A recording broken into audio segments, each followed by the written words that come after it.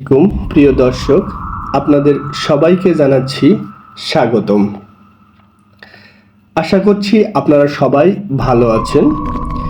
আজকে যে ঘটনাটি আপনাদের সাথে শেয়ার করব, এই ঘটনাটি মূলত পাঠিয়েছেন কলকাতা থেকে বিধান সূত্রধর। তিনি কলকাতারই একটি নামকরা বিশ্ববিদ্যালয়ে আর্কিটেক্ট চতুর্থ সেমিস্টারে পড়াশোনা করছেন। ঘটনাটি কলকাতার শিবাজি লেনের 23 নম্বর বাড়িতে ঘটে যাওয়া একটি ঘটনা। ঘটনার সময়কাল ছিল 1987 সালের অক্টোবর মাস। এই ঘটনাটি সেখানকার এখনো বয়স্ক মানুষদের লোক মুখে শোনা যায় যে এমন ঘটনাটি ঘটেছিল। তো আমি সরাসরি চলে যাচ্ছি ঘটনায়। এই ঘটনাটি দুর্গাপুজো শেষ হওয়ার মাত্র কয়েকদিন পরের ঘটনা। কলকাতার মূলত এক প্রাণকেন্দ্রে এত সুন্দর একটা বাড়ি, যার পাশেই একটু অদূরেই রয়েছে শ্মশানঘাট, কিন্তু এই যে দোতলা বাড়ি, এই দুইতলা বাড়িটি এখনো জীর্ণ শীর্ণভাবে পড়ে আছে। এই ঘটনাটি মূলত একটি কালো জাদুকে কেন্দ্র করে এই ঘটনা। এই ঘটনার যে সকল চরিত্রগুলো ছিল তাদের মধ্যে অঘোরী চট্টোপাধ্যায়, বিমলা দেবী, মূলত অঘোরা চট্টোপাধ্যায়েরই এই বাড়িটি ছিল, যিনি গোপনে তান্ত্রিক সাধনা বা ডাকিনী বিদ্যার চর্চা করতেন। আর ছিল বিমলা দেবী, যিনি এই অঘোরী বাবুর দূর সম্পর্কের আত্মীয়, যিনি সম্পদের লোভে এই কালো বিদ্যার চেষ্টা করেছিলেন। আর ছিলেন শোভন, যেটা বিমলা দেবীর একমাত্র ছেলে, যার উপরে মূলত এই কালো জাদুর প্রভাবটা সর্বপ্রথমে পড়েছিলেন। মূলত এই ঘটনাতে কেন্দ্র করে শুধুমাত্র সনাতন ভাঁড় বাদে, যিনি তান্ত্রিক, তিনি বাদে মোটামুটি সবাই মারা গিয়েছিল। আসলে এই যে কালো জাদুর ঘটনা, এই ঘটনাটি মূলত ভুল ক্রমে এই ঘটনাটি প্রভাব পড়ে। আসলে বিমলা দেবী যখন এই কালো জাদুর কাজটি করতে চেয়েছিলেন, মন্ত্রের ভুলে এই যে পিশাচ, এই পিশাচ তাদের উপরেই এসে আক্রমণ শুরু করে। তো চলে যাচ্ছি আমি ঘটনার বিশদ বিবরণে। ঘটনার সূত্রপাতটি মূলত একটি পারিবারিক বিবাদ নিয়ে। বিমলা দেবী চেয়েছিলেন তার পৈতৃক ভিটা দখল পেতে, কিন্তু তার ভাইয়েরা এটাতে বাদ সাধল। তার ভাইয়েরা এই যে বাপের ভিটা, এই ভিটা কোনোভাবেই তারা ছাড়তে বা বিমলা দেবীকে দিতে রাজি নন।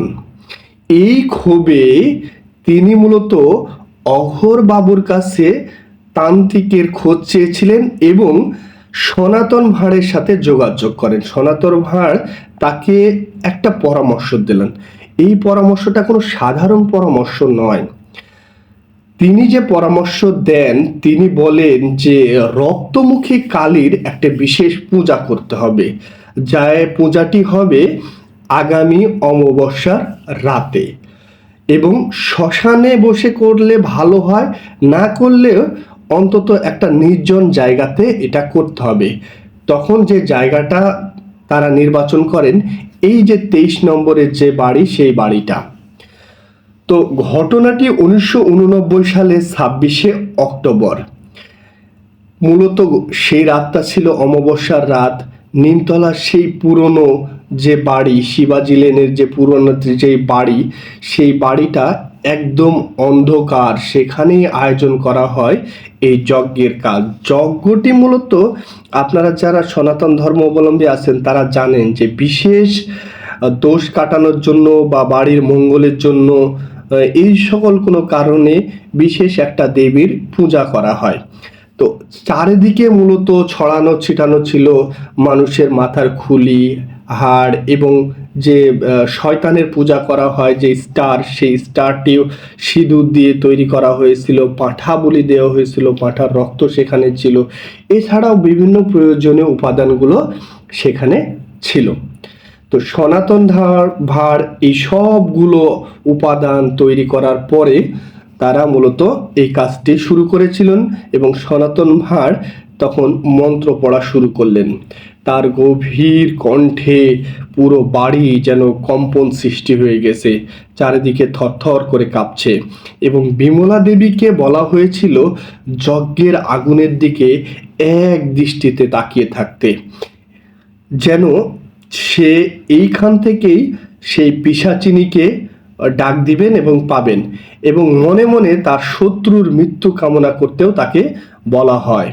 কিন্তু তন্ত্রশাস্ত্রে একটা কথা আছে, কালো বিদ্যা সবসময় কোনো না কোনো বলি চায়।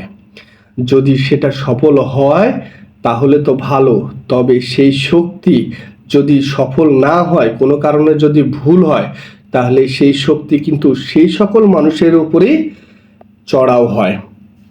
তো সেই দিন রাত যখন যজ্ঞ চলছিল, রাত মোটামুটি তখন 2টা পার হয়ে গেছে, তখন হঠাৎ করে যজ্ঞের আগুন নীল হয়ে জ্বলে ওঠে, পুরো ঘর পচা মাংসের গন্ধে ভরে যায়। সনাতন তান্ত্রিক তখন চিৎকার করে ওঠে, কেউ একজন এসেছে, দরজা তোমরা কিছুতেই খুলবে না, দরজা খুললে তোমরা যদি এখান থেকে বের হও তাহলে সবাই মারা পড়ব।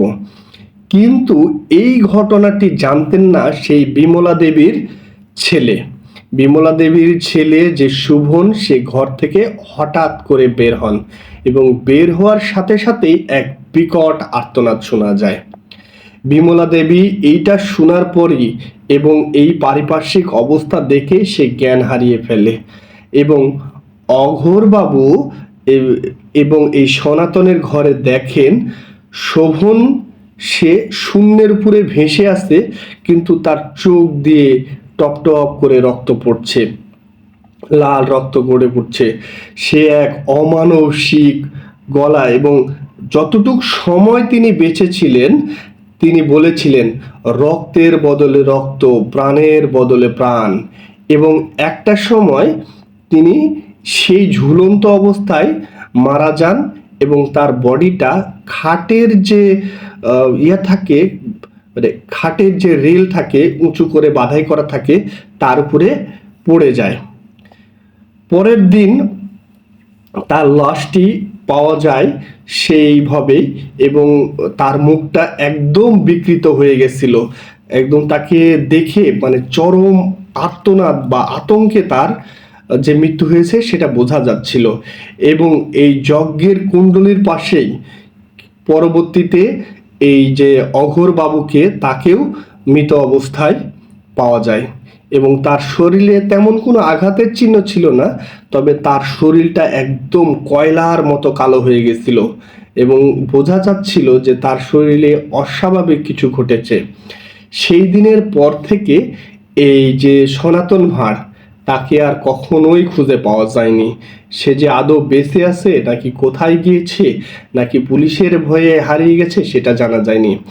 এই যে বিমলা দেবী, তিনি কিন্তু পরবর্তীতে পাগল হয়ে যান। মূলত তিনি এই ঘটনাগুলো সবাইকে এক এক করে পরবর্তীতে বলেছিলেন। কিছু ঘটনা তো লোকমুখে থেকে এসেছে, কিছু ঘটনা তিনিও বলেছেন।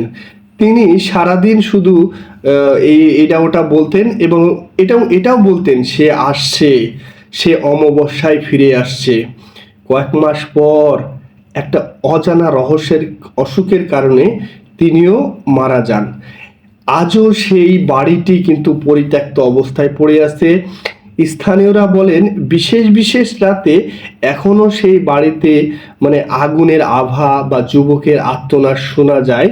তো এই ছিল মোটামুটি ঘটনাটি যদি আপনাদের ভালো লাগে অবশ্যই আমাদেরকে জানাবেন। আমাদের হোয়াটসঅ্যাপ নাম্বার স্ক্রিনে দেওয়া থাকে, অথবা আমার ডেসক্রিপশনে আমাদের ইমেল অ্যাড্রেস দেওয়া থাকে, আপনারা অবশ্যই আমাদেরকে জানাবেন। ধন্যবাদ সবাইকে।